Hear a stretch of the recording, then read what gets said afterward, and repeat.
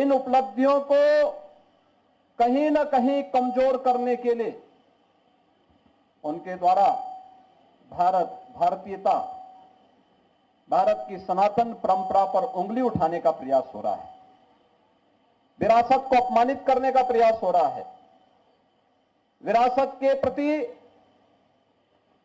समाज की दृष्टि को कमतर करने का कुत्सित प्रयास हो रहा है।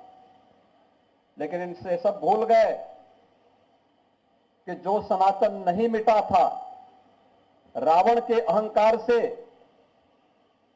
जो सनातन नहीं टिका था, कंस के हुंकार से जो सनातन नहीं मिटा था, बाबर और औरंगजेब के अत्याचार से वह सनातन इन तुच्छ सत्ता परजीवी जीवों से क्या मिट पाएगा।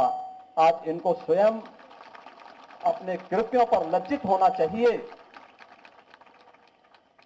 मानवता का धर्म जो सनातन धर्म है, उस पर उंगली उठाने का मतलब मानवता को संकट में डालने का कुत्सित प्रयास। याद करिए, दुनिया की कौन सा ऐसा मत, मजहब और संप्रदाय है जिसको उसके संकट के समय पलक पावड़े बिछा करके उसके स्वागत के लिए सनातन धर्मावलंबियों ने उनकी सुरक्षा और उनके संरक्षण का कार्य न किया हो। हमने कभी नहीं कहा कि हम विशिष्ट हैं। कोई सनातन धर्मावलंबी कभी ये नहीं कहता है कि हम विशिष्ट हैं या हम ही सब कुछ हैं, कभी नहीं कहा। हमने तो कहा एकम सद विप्रा बहुधा वदंती, सत्य एक है और विद्वान लोग उसको अलग अलग, महापुरुष लोग उसको अलग अलग भावों से देखते हैं, अलग अलग रास्ते से उसका अनुकरण करते हैं। इस सब के बावजूद भी अगर जिसकी समझ में नहीं आता है, अपनी मूर्खतावश वह अगर सूर्य की तरफ थूकने का प्रयास कर रहा है, तो सूर्य पे उसका थूक नहीं पहुंचेगा, उसके सिर पे स्वयं गिरेगा और उसे, उसको और उसकी आने वाली पीढ़ी को स्वयं लज्जित होना पड़ेगा। हमें भारत की परंपरा पर गौरव की अनुभूति करनी चाहिए। दुनिया को मानवीय कल्याण के मार्ग पर चलने वाली, प्रेरणा देने वाले सनातन धर्म की परंपरा पर गौरव की अनुभूति करनी चाहिए। ये भारत की राष्ट्रीयता का प्रतीक है, भारत को एक नई प्रेरणा देने का माध्यम है, दुनिया के अंदर मानवता के कल्याण का मार्ग प्रशस्त करने वाला माध्यम बनता है। और यही कारण है कि आजादी के अमृत महोत्सव के उपरांत अमृत काल के प्रथम वर्ष में जब भारत दुनिया का G20 के देशों का प्रतिनिधित्व प्रधानमंत्री मोदी जी के नेतृत्व में कर रहा है, तो भारत ने G20 का थीम भी दिया वसुधैव कुटुंबकम का। याद करिए, दुनिया जिस शब्द के तात्विक बोध को समझने में हो सकता है कि कहीं कोई कमी रह गई हो, लेकिन भारत हजारों वर्षों से इस बात को मानता रहा है, उस बात को अंगीकार करता रहा है।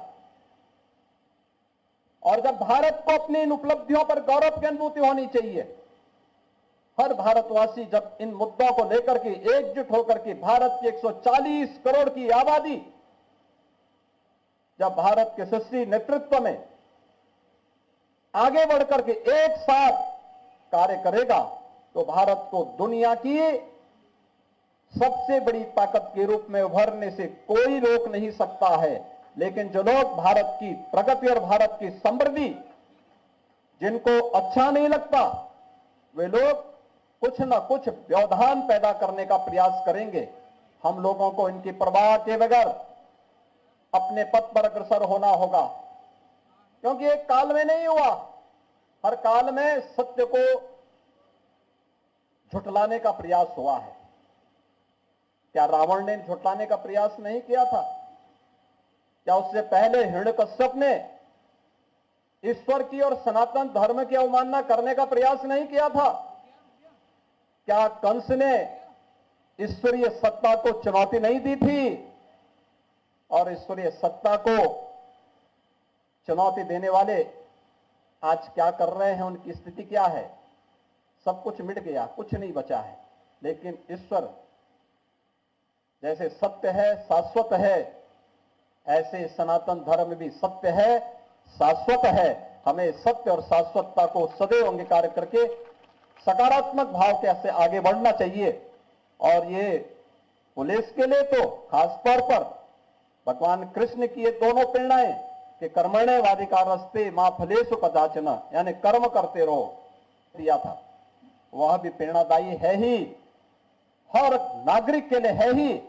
लेकिन साथ साथ परित्राणाय साधूनाम विनाशाय च दुष्कृताम के भाव के साथ सज्जनों की परित्राण, उनके परित्राण के लिए, उनकी रक्षा के लिए, उनके संरक्षण के लिए जहां कार्य करेंगे, वहीं दुष्ट प्रवृत्ति के खिलाफ उतनी ही कठोरता के साथ कार्य करेंगे।